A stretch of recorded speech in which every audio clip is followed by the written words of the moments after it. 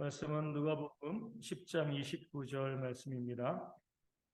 누가복음 10장 29절 말씀. 우리 신약성경으로 110면에 있습니다. 누가복음 10장 29절 말씀입니다. 제 말씀 읽어드리겠습니다.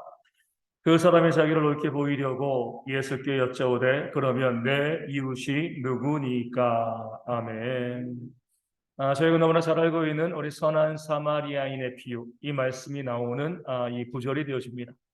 이 말씀도 우리가 서론이 중요하죠. 우리가 이 말씀을 볼 때 25절부터 우리 37절까지 한 구절 한 구절씩 보면서 이 말씀의 의미가 무엇인가, 특별히 이 율법 교사가 무엇을 노리고 얼마나 교묘하게 예수님께 다가가고 있는가, 또 예수님께서는 그 율법 교사의 그 교묘함을 또 어떻게 또 진리로 또 만들어 가시는가, 이런 아주 재미있는 그런 본문을 보니 선한 사마리아인의 그런 비유가 되어집니다. 먼저 25절 보면 어떤 율법 교사가 있는데 이가 일어나서 예수님을 뭐하여? 시험하여 이르되. 율법 교사가 있는데 예수님을 시험했습니다. 시험한다는 건 뭐죠? 시험 본다는 거죠. 테스트하는 거예요. 알고 있는지 없는지 한번 확인해 보는 겁니다. 자기는 정답을 가지고 있는 거예요. 나는 정답을 가지고 있는데 이 질문을 했을 때 예수가 이 질문에 대해서 정답을 알려줄까 알려주지 않을까, 이런 마음을 가지고 있었습니다. 이 마음 자체가 뭐예요? 내가 더 높다는 거죠. 그렇죠? 예수님이 하나님이시고 모든 것을 다 알고 있다라고 하면 시험할 수가 없는 겁니다. 내가 더 높다라고 생각하는 거예요. 그런 면에서 이 율법교사가 예수님을 시험할 때 예수님이 정답을 말하거나 말하지 않거나 중요하지 않았습니다. 그러니까 자기가 말하고 싶은 게 있는 거예요. 정답을 말하면 맞습니다. 잘 알고 계시네요.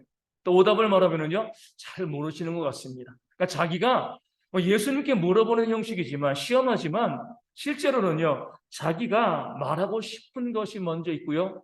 그것에 대해서 예수님이 어떤 답을 줄까 한번 궁금해서 시험하여 물어보는 거죠. 못된 의도죠. 정직하지 못한 모습입니다. 우리 가운데도 이런 모습을 좀 주의하셔야 돼요.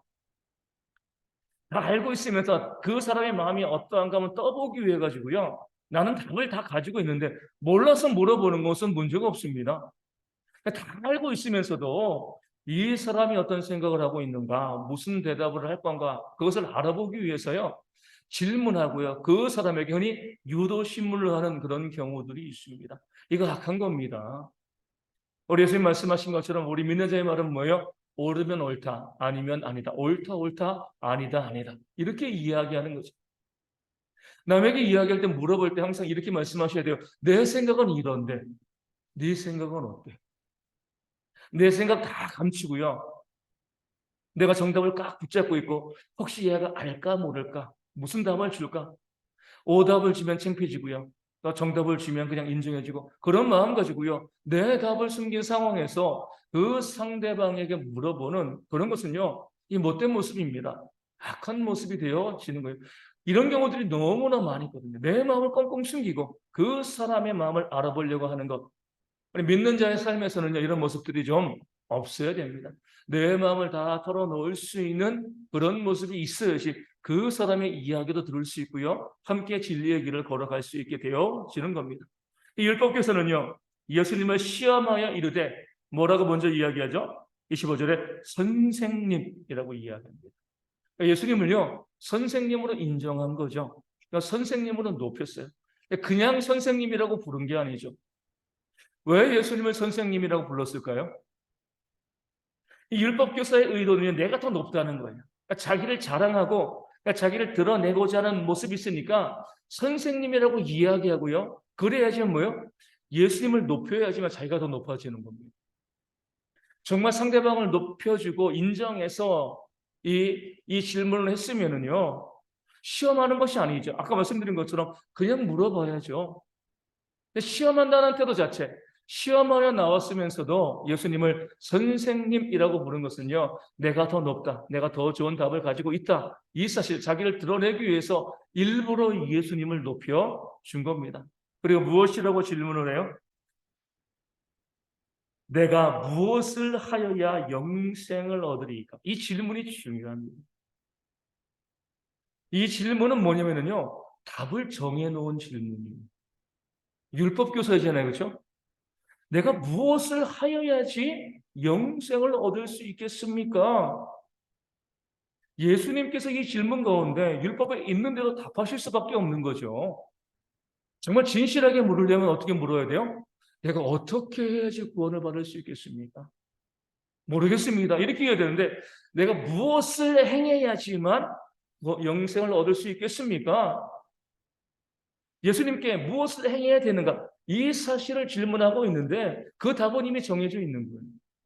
그 답을 다 정해놓고 난 다음에 예수님의 입을 통해서 그 답이 나오기를 바라는 거죠. 그러기 때문에 시험하는 겁니다. 아주 약한 모습이 되어지는 거죠. 그리고 이 율법학자의 율법교사의 기본적인 모습은요, 행위로 구원을 얻을 수 있다라고 생각하는 그런 악한 모습, 그러니까 유대인들의 전형적인 모습이었습니다. 예수님께서는 당연히 율법교사의 그런 교만을 다 아시죠. 무엇을 하여야 영생을 얻으리까? 이미 답은 다 정해져 있습니다. 예수님께서는요, 슬쩍 피해 가시죠. 뭐라고 말씀하시는 거예요? 율법에 무엇이라 기록되었으며 내가 어떻게 읽느냐? 야, 성경에 다 나와 있잖아. 뭐 알면서 물어보냐? 율법 교사이고 무엇을 하여야지 영생을 얻을 수 있습니까? 그 답은 성경에 있으니까 네가 성경을 읽고 연구하는 사람이니까 네가 답을 줘. 뭘 나에게 물어봐. 내 답이나 네 답이나 똑같은 거 아니냐? 성경에 나와 있는 그대로 이야기할 것이 아니냐? 네가 이야기하라. 그 말을 듣고 율법교사는요, 조금도 지체하지 않고요, 내가 마음과 목숨과 힘과 뜻을 다하여 하나님을 사랑하고 또한 내 이웃을 내 자신같이 사랑하는 것입니다. 정답이죠, 그렇죠? 하나님 사랑과 이웃 사랑이. 여기서 우리가 조금 이따 보겠지만 이 율법교사가 이 질문을 한 내가 무엇을 하여야지만 영생을 얻을 수 있겠습니까? 이 질문을 한 의도가 있는 겁니다. 답은 성경에 나와 있는 대로 율법에 나와 있는 대로 하나님 사랑과 뭐예요? 이웃 사랑이죠. 근데 어디에도 강조점을 둔 거예요? 이웃 사랑입니다. 이 율법 교사들은요, 그 당시 유대인들, 다른 제사장들과 레위인들, 그런 사도교인들, 이 사람들이 이 율법의 말씀을 가지고 영생의 길을 찾는데 무엇에 치중하는 거죠? 하나님 사랑에 치중하는 것을 봤습니다. 오늘날 교회도 그러잖아요. 하나님 잘 섬깁니다. 예배 잘하고요. 열심히 교회를 섬기고. 그런데 뭐에 약해요? 그 하나님의 사랑이요, 이웃 사랑으로 연결되어지는 것이 너무나 약한 거죠. 하나님을 사랑하는 자는 반드시 뭐예요? 이웃을 사랑할 수밖에 없는데 많은 그리스도인들이요, 하나님은 정말 사랑한다라고 이야기하면서 이웃에게 냉정한 경우들이 너무나 많이 있습니다. 그 당시 유대인들도 그랬어요. 율법에는요, 영생을 얻는 길에 대해서 하나님을 사랑하고 이웃을 사랑하는 것이다라고 말씀해 놓고 있는데 많은 유대인들이요, 안식일 잘 지키고 예물 드리고 또 제물 드리고 11조 내고 하나님을 섬기는 일에는 너무나 열심을 냈는데 뭐에는 약했어요? 이웃을 사랑하는 일에는 너무나 약한 거죠. 아마 율법 교사는요, 그런 다른 유대인들을 바라보면서 비웃었을 겁니다. 말씀을 정확히 알지도 못하고 그저 하나님에 대해서는 열심을 내지만 이웃에 대해서는 냉랭한 너희들은 외식적인 신앙인이다. 나는 그렇지 않아. 나는 하나님도 사랑하고 난 정말 이웃도 정말 사랑하는 그런 삶을 살아왔어. 여기에 이 율법 교사의 질문의 모든 의도가 담겨져 있는 거죠. 하나님 사랑과 이웃 사랑입니다. 예수님께서는 당연히 옳도다라고 말씀하신 거죠. 내 대답이 옳도다. 성경에 나와 있는 그대로 그가 대답했기 때문에 그렇습니다. 그러면서 일을 행하라 그러면 살리라라고 말씀하셨습니다. 이것을 행하면 네가 살 것이다. 여기에는요, 예수님께서 이제 앞으로 어떤 방식으로 이 율법 교사의 잘못을 책망하실 것인가, 그런 암시가 담겨져 있습니다. 내 이웃을 내 자신처럼 사랑하라. 하나님을 사랑하고 그러면 내가 살리라. 영생을 얻을 것이다. 이렇게 이제 주님께서 말씀을 하신 거죠. 그러자마자 이제 율법 교사가 본색을 드러냅니다. 뭐라고 이야기해요? 그 사람이 자기를 옳게 보이려고 예수께 여쭤오되 29절에 그러면 내 이웃이 누구니까? 좀 이상하잖아요. 답은 뭐라고 이야기했어요? 영생을 얻는 길, 하나님 사랑과 이웃 사랑. 그러면 일을 행하라. 일을 행하라는 것은 하나님도 사랑하고 이웃도 사랑하라는 거죠. 그러면 살리라, 영생을 얻을 거야. 그럼 뭘 먼저 물어봐야 돼요? 그럼 어떻게 하는 것이 하나님을 사랑하는 것입니까? 하나님 사랑과 이웃 사랑을 답했으니까요. 하나님 사랑에 대해서도 물어보고 그 다음에 이웃 사랑을 물어봐야죠. 그런데 일을 행하라, 그리하면 살리라 주님께서 말씀하셨을 때 이 율법 박사는요, 하나님의 사랑에 대한 부분들은 질문하지 않습니다. 무엇을 질문해요? 내 이웃이 누구입니까? 이것이 바로 율법 학자가 예수님께 영생의 길을 물은 그런 이 중요한 이유가 된 거죠.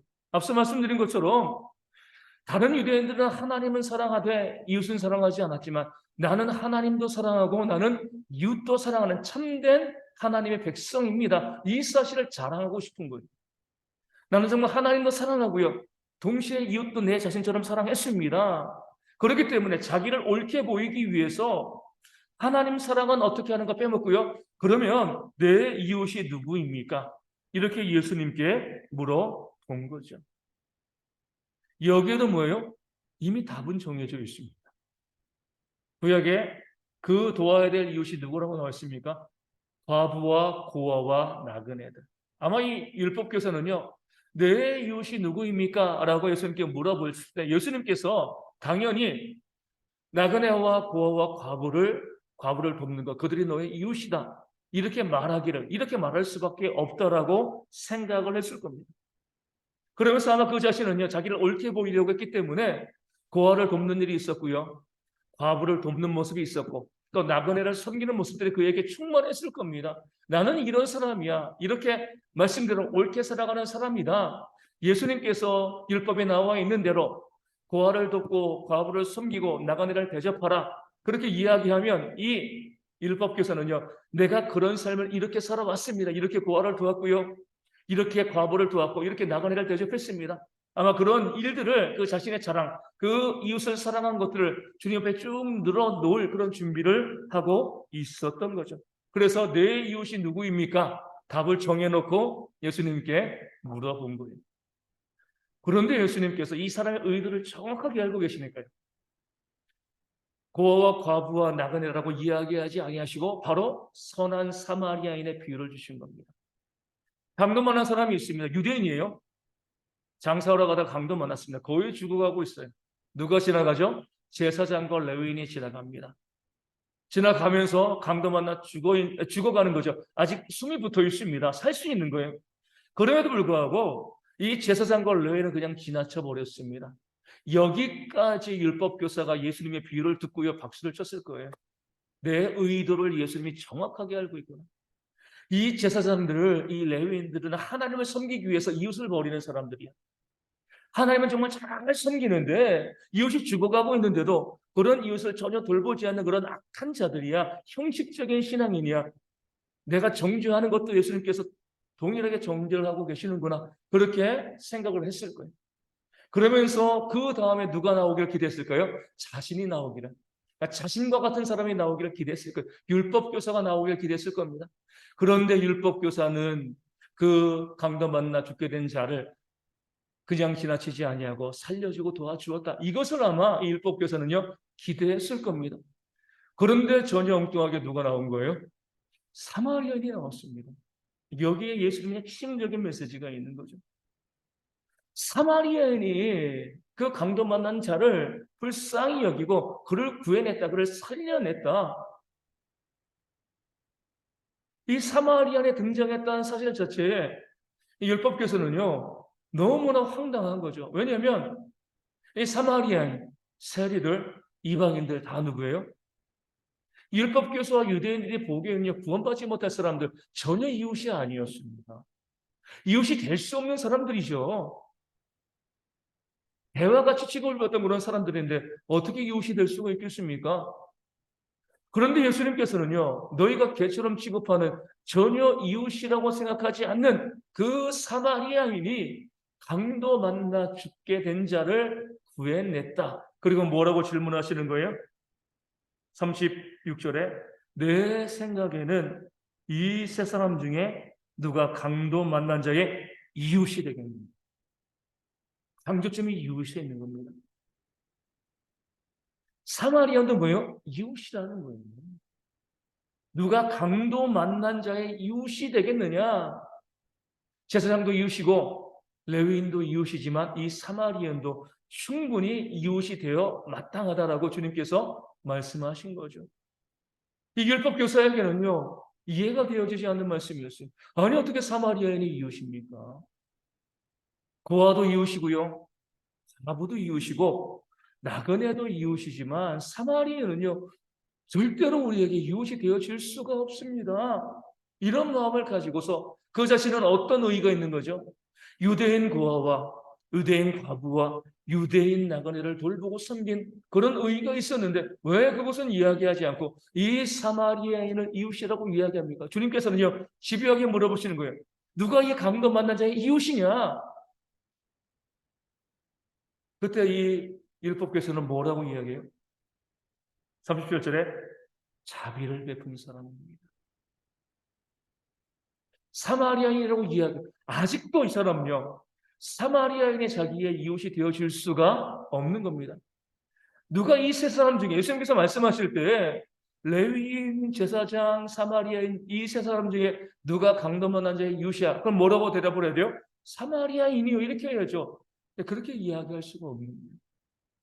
자비를 베푼 사람입니다. 예수님께서 마지막으로 못을 박죠. 가서 너도 이와 같이 하라. 뭐예요? 사마리아를 이웃으로 삼으라. 네가 너의 의를 자랑하면서 나는 다른 유대인들과 달리 하나님도 사랑하고 정말 이웃도 사랑하는 그런 사람입니다 라고 했지만 네가 말씀을 많이 알고 있는 것처럼 생각하고 있지만 네가 알고 있는 말씀은 온전하지 않다는 거죠. 하나님은 어떤 하나님이세요? 우리 하나님은요, 보편적인 하나님이십니다. 이 보편적이라는 것은요, 성경의 중요한 원리죠. 차별이 없다는 겁니다. 그 어떤 차별이라도 있으면 하나님이실 수가 없는 겁니다. 우리의 믿음에도요, 우리의 신앙에도 가장 중요하게 유지해야 될 중요한 성질이 바로 보편성입니다. 차별이 우리 가운데 있으면 그것은 믿음이라고 이야기할 수가 없습니다. 우리 야고보서에 뭐라고 이야기해요? 너희가 예수 그리스도에 대한 믿음을 가지고 있으면 차별하지 말라라고 말씀하고 있습니다. 이 말씀은요, 믿음이 있는 자는 차별할 수 없다는 겁니다. 우리 가운데 차별이 있다라고 하면은요, 믿음이 없고 믿음이 없으면은요, 영생이 없다는 거죠. 예수님이 이렇게 말씀하신 겁니다. 이를 행하면 살리라 아까 이야기했잖아요. 내가 영생을 구하고 있는데 그 이웃을 제한시켜놓고 차별하고 네가 좋아하는 사람들만 이웃으로 생각을 하고 그들을 섬기면 그 말씀을 행하는 것이 아니기 때문에 너에게 영생은 없다는 거죠. 정말 영생을 구하는 자라고 하면 영생을 소망하는 자라고 하면 그 어떤 사람도 차별하지 않고 모든 사람을 하나님께서 사랑하시는 것처럼 섬기고 사랑하는 그런 모습이 있어야지 그것을 행할 때 바로 내가 영생을 얻은 자가 되어줄 수 있다라고 말씀하고 있는 겁니다. 이 사실을 우리 주님께서는요, 마태복음 5장에서 아주 분명하게 말씀을 하신 거죠. 원수를 사랑하고 너희를 핍박하는 자를 위해서 뭐하라고요? 기도하라. 그러면서 뭐라고 말씀하신 거예요? 너희를 사랑하는 자, 너를 사랑하는 사람을 사랑하는 것은 세리들도 한다. 형제에게 무난하는 것은 누구도 한다고요? 이방인도 한다는 거예요. 이 세리와 이방인은 어떤 사람들이죠? 구원받지 못한 사람들. 전혀 구원받지 못한 사람들도 자기를 사랑하는 사람들은 사랑하고요. 자기에게 무난한 사람들에게 무난하고 또 형제에게 무난합니다. 몇 번 말씀드렸지만 흉악한 살인범도요, 자기 새끼는 사랑해요. 그런 사랑을 하고서 내가 하나님의 자녀입니다. 내가 영생을 받았습니다. 이렇게 이야기하면 잘못된 거죠. 그리고 주님께서는 마태복음 5장에서 하늘에 계신 너희 아버지의 온전하심과 같이 너희도 온전하라 이렇게 말씀합니다. 구원받은 자라면 온전하라는 거죠. 온전하다는 것이 무슨 뜻이에요? 그 구절 가운데 이렇게 말씀하고 있습니다. 하나님께서는 선인과 악인에게 해를 동시에 동일하게 비춰주는 하나님이 아니시냐. 그 비를 의로운 자와 어렵지 못한 자에게 같이 내려주시는 분이 아니시냐? 이게 바로 하나님의 온전하심이라는 거예요. 오늘도 우리 이제 장로임 권사님 교회 오실 때 눈이 와서 힘들고요. 우리 노 권사님 미끄러워가지고 집사님이 이제 함께 모시고 왔습니다. 하나님께서 우리 성도들이 오는 길만 눈 안 오게 하시고요. 그 바깥을 다 눈 오게 하시면, 물론 하나님 정말 감사합니다라고 이야기하겠지만 우리 하나님 그런 하나님이 아니시라는 거예요. 그렇죠? 믿는 자의 삶에도, 믿는 자의 발걸음에도 눈이 있고요. 믿지 않는 자의 발걸음에도 눈이 있습니다. 가뭄 끝에 비가 올 때 믿는 자의 눈에도 비가 오고요. 믿지 않는 자의 눈에도 비가 오는 거예요. 이것을 하나님의 온전하심이다라고 성경은 표현합니다. 모든 사람에게 보편적으로 차별하지 않고 하나님께서 일반적인 은총을 내려 주시는 겁니다. 그것을 가지고 여기서 말씀하신 거죠. 너희 원수를 사랑하라. 원수를 사랑하라는 것은 뭐예요? 모든 사람을 다 사랑하라는 거죠. 그렇죠? 원수를 사랑하는데 사랑하지 못할 사람이 어디 있습니까? 나를 핍박하는 자를 위해서 기도하는데 우리가 기도해 주지 못할 사람이 어디 있어요? 이게 바로 하나님의 온전하심이라는 거죠. 그 율법교사는요, 자기가 사랑할 만한 사람들, 이방인과 서리처럼 자기가 무난할 만한 사람들만 사랑했습니다. 그리고 나는 이웃을 사랑하고 있으니까 내가 영생을 받아 마땅하다고 생각했는데 예수님은 아니란 거죠. 말씀을 잘못 이해하고 있다는 거예요. 하나님의 보편성을 모른다는 거예요. 정말 이웃을 사랑한다는 것은 나 이외의 모든 사람을 이웃으로 보고 그 모든 사람들을 사랑할 때 그것이 이웃을 사랑하는 것이고요. 그렇게 차별하지 않는 모습이 있을 때 뭐예요? 그 사람에게 영생이 주어졌다는 것을 우리가 확인해 나갈 수 있게 되어지는 겁니다. 그런 면에서 믿는 사람들은요, 이 비유의 말씀처럼 그 어떤 경우라도요, 우리가 원수까지 사랑하는 사람으로서 그 어떤 경우라도 차별하지 않고요, 다른 모습을 보이시면 안 됩니다. 많은 사람이 정말 하나님을 잘 믿어요. 신앙이 좋다라고 이야기하고요, 다른 사람들에게 인정받습니다. 근데 뭐 때문에 무너져요? 그 전혀 다른 두 가지의 모습. 교회에서 너무나 정말 신앙생활 잘하는 것처럼, 하나님 잘 믿는 것처럼, 특별히 어떤 경우는 뭐예요? 천사처럼 보이는 거죠. 그렇죠? 세상에 나가면 어때요? 온갖 악독한 일들을 저지르고 있지 않습니까? 보이지 않는 곳에서는요. 보이는 곳에서는 정말 선한 모습을 가지고 선한 삶을 살아가는데 보이지 않는 곳에서는요. 전혀 다른 모습, 보이는 모습과 보이지 않는 모습을 차별하는 겁니다. 보편적이지 않은 거죠. 아까 낮에 이제 참 기가 막힌 기사를 봤어요. 광주에 있는 한 교회에서 집사님 한 분이 지난 9월 달에 스스로 목숨을 끊었다는 겁니다.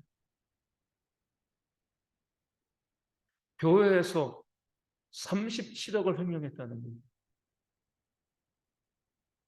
3억, 3,700만 원에도 큰 돈인데 37억을 횡령하고 스스로 목숨을 끊었습니다.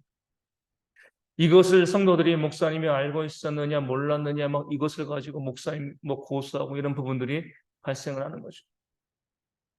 그분이 교회에서 회계를 담당하고요 헌신할 때 인정받았으니까 그 일을 하지 않았겠습니까? 교인들이 이야기해요. 그분이 죽지 않았으면 우리는 당연히 그분을 믿고 있었다. 죽지 않았으면 이 일이 퍼져나오지 않았을 거다. 물론 언젠간 알게 되겠지만 교인들은 신뢰하고 있었던 거, 목사님도 신뢰하고요. 그 교회의 재정 맡은 분들도 신뢰하고 있었는데 37억을 가지고 어디 쓰는가? 주식과 코인에 썼다는 거죠. 다 날려먹고 이제 다 떨어지고 나니까 어때요? 회복할 수가 없으니까 스스로 목숨을 끊어요. 그렇게 주식과 코인에 그것을 투자해서 교회의 재산을 불리려고 했겠습니까? 아니죠. 원금은 교회에 넣어두고 이익봉은 자기가 가지려고 했겠죠. 겉으로 보기에는요, 정말 신실한 그리스도인처럼 보여요. 그런데 보이지 않는 면에서는요, 세상과 다를 바가 없는 겁니다. 이게 보편적이지 않은 거예요. 교회에서 보여지는 모습과 세상에서 보여지는 모습, 보여지는 모습과 보여지지 않은 모습에 동일한 것이 이게 바로 정말 영생을 얻는 그리스도인의 모습이 되어지는 겁니다. 왜 많은 목회자의 자녀들이 교회를 떠나요? 우리 아빠가, 우리 엄마가 교회에서는 정말 천사 같고 너무나 인자하고 좋은데 집에 와놓으면 뭐예요? 폭군이라는 거죠, 폭군. 그 두 가지의 모습이 보여지는 거예요. 제가 정말 마음이 아픈 것은 우리 성도들의 가정이요. 이 가정에 불화가 있는 그런 가정을 볼 때마다 너무나 가슴 아프고, 겉으로 보면 교회에서는 정말 헌신 잘합니다. 잘 섬겨요. 신앙도 좋고. 그런데 가정에서 어때요? 남편과 아내가 서로 불화합니다. 용서하지 못해요. 그리고 우리가 구원받았다라고 이야기할 수가 있겠습니까? 원수까지 사랑하라고 했잖아요. 율법 교사와 똑같은 거죠. 내가 전도도 하고 선교도 하고 교회에서 봉사도 하고 정말 이웃을 정말 너무나 사랑합니다. 주님께서 말씀하신 거죠. 내 이웃이 내 남편이다, 내 아내다. 왜 그는 내 이웃이 아니냐? 왜 그는 사랑하지 않냐? 우리 믿는 성도들이요, 우리가 교회에서 보여주고 있는 그런 선하고 아름다운 모습이요, 우리의 가정과 세상 가운데 그대로 보여줘야 됩니다. 왜 이단이 그렇게 욕을 먹어요? 당연히 욕먹어야지만 그들이 이단의 집회에 가서 솔직히 문제 발견하기 어려워요. 하지만 뒤로 어때요? 얼마나 다른 모습들, 악한 모습들이 그 가운데 많이 있습니까? 그러니까 영생을 얻지 못하는 거예요. 보여지는 모습 그대로 그 삶을 살아가야 됩니다. 교회에서 보여지는 모습 그대로 세상 가운데 보여줘야 돼요. 내 가족에게 보여주고요. 오늘 말씀관에 나와 있는 것처럼 원수까지 사랑하는데 우리가 사랑하지 못할 이웃이 어디 있겠습니까? 그런 마음을 가지고요, 우리 모든 성도와 이웃 가족을 돌아봐야 되는 거죠. 그래야지 뭐예요? 우리가 영생 얻을 자가 되어지는 겁니다. 그러면서 우리가 믿는 자라고 하면 교회 가운데요, 비난과 정죄와 다툼이 있으면 안 되죠. 사랑하지 못하니까 비난하는 거잖아요. 사랑하지 못하니까 정죄하고요, 사랑하지 못하니까 비판하는 거잖아요. 무시하고 멸시하는. 우리 가끔 가다 보면 우리 성도들의 입에서 누군가를 무시하고 멸시하고 비난하고 그런 말이 나올 때마다 너무 마음이 아파요. 다시 말씀드리지만 그 자체가 뭐예요? 예수님을 비난하고 멸시하고요, 예수님을 정죄하는 것이고, 내가 말씀대로 살아가지 못하고 율법 교사처럼 내가 사랑할 만한 사람들만 사랑하고 그 이외의 사람들은 사랑하지 않는다는 그런 악한 모습을 우리가 보이는 것이기 때문에 그렇습니다. 내가 좋아하는 사람들 좋아하잖아요. 함께 어울리고요, 많은 삶을 나눕니다. 그런데 그렇지 못한 사람들에 대해서는 비난하고 정죄하고 무시하고 멸시하는 그런 모습들이 우리 가운데 있다고 하면 우리가 오늘 본문에 나와 있는 이 율법 교사와 다를 바가 뭐가 있겠습니까? 늘 자기를 옳게 보이려고 하고요, 예수님을 시험하는 거예요. 내가 이런 삶을 살아가고 있으면 이렇게 헌신하고요, 이렇게 봉사하고 이렇게 수고하고 있습니다. 하나님, 그러니까 저는 구원받기에 합당하죠. 하나님께서는 아니다라고 말씀하시는 거예요. 내 옆에 있는 모든 사람들을 너의 이웃으로 생각을 하고 그들 모두를 향해서 사랑하려는 그런 마음을 가지고 믿음으로 도전하지 않고서 어떻게 보이는 사람을 사랑하지 못하면서 어떻게 보이지 않는 하나님을 사랑할 수 있겠느냐? 착각이고 위선이라는 겁니다. 소리 가운데 늘 그런 마음을 가지셔야 돼요.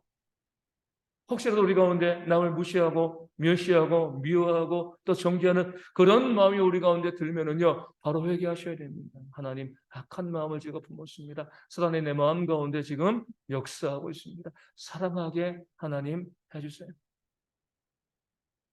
모든 사람을 정말 사랑하고요, 그것을 위해서 모든 사람을 위해서 기도하고 그 모든 사람에게 내게 있는 것, 그것이 시간이건 물질이건 재능이건 어떤 은사이건 모든 이웃들을 위해서 기꺼이 내 것을 쓸 수 있는 그런 모습이 있어야지 뭐예요? 우리가 정말 구원받은 영생을 얻는 그런 하나님의 자녀이다, 이렇게 이야기할 수가 있게 되어지는 줄로 믿습니다. 이 말씀을 늘 묵상하시면서 나는 율법 교사인가 아닌가 바라보셔야 돼요. 나는 제사장인가 아닌가, 나 레위인인가 아닌가 바라보셔야 됩니다. 선한 사마리아인이라고 해가지고 그렇게 선을 행해야지 이렇게만 바라보는 것이 아니라 가장 먼저 모든 사람이 나의 이웃임을 알고요, 내가 먼저 내 가정에 얽힌 것이 있으면 내가 푸시고 하나님께 나서 예배하셔야 됩니다. 내 가족 가운데 아직까지 미워하고 시기하고 질투하고 다투고 그런 가족이 있다고 하면은요, 하나님께 회개하고 그리고 나와서 예배해야죠. 우리 교회 성도들 가운데 여전히 내 마음에 들지 아니하고 또 미워하고 시기하는 그런 분들이 있더라고, 무시하고 멸시하는 그런 사람들이 있다고 하면요, 회개하고 하나님께 예배해야 됩니다. 그러지 않고서는요, 우리의 예배가 하나님께 드려질 수가 없는 겁니다. 이 사람도 마찬가지죠.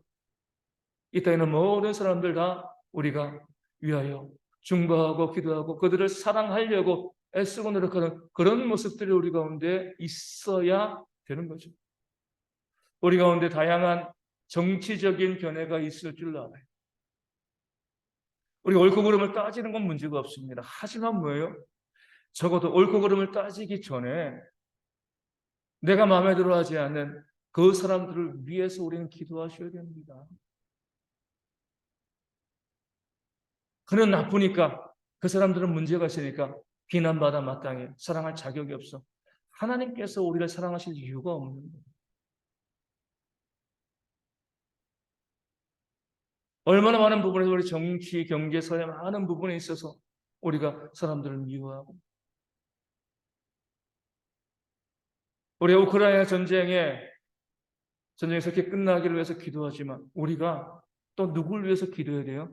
푸틴을 위해서 기도해야죠. 그렇죠? 그 심령을 불쌍히 여겨야 되는 거예요. 에이, 나쁜 놈이니까 지옥 가버려야지. 우리 김정은을 위해서도 기도를 해야 되는 거죠. 악한 자들입니다. 하지만 심판은 하나님께 있는 거예요. 그렇죠? 우리가 심판하는 거 아닙니다. 그들을 불쌍히 여기고요. 그들을 하나님께서 그들을 보호해 달라고 기도하는 것이 아니라 그 심령이 돌이키게 해달라고. 그 심령을 불쌍히 여기며 그 죄악된 곳에서, 그 악한 곳에서 그가 돌아올 수 있게 해달라고 그들을 위해서 기도하는 모습들도 우리 가운데 있어야 되는 거죠. 이것이 바로 믿는 자들의 신앙이고 영생을 얻는 자들의 온전한 신앙의 모습인 줄로 믿습니다. 대개 모든 성도들이요, 이 선한 사마리아인의 비유, 이 말씀을 통해서 단순히 선을 행하자 여기서 마무리되어지는 것이 아니라 우리의 이웃이 누구인가? 우리가 누구까지 어디까지 사랑할 수 있는가? 그런 마음을 가지시고 더욱더 모든 사람을 품고요, 차별 없이 보편적으로 섬기고 사랑하는 그런 삶이 우리 모두 가운데 회복되어질 수 있도록 우리 함께 또 기도하시고 섬기시면 감사하겠습니다. 우리 찬송하도록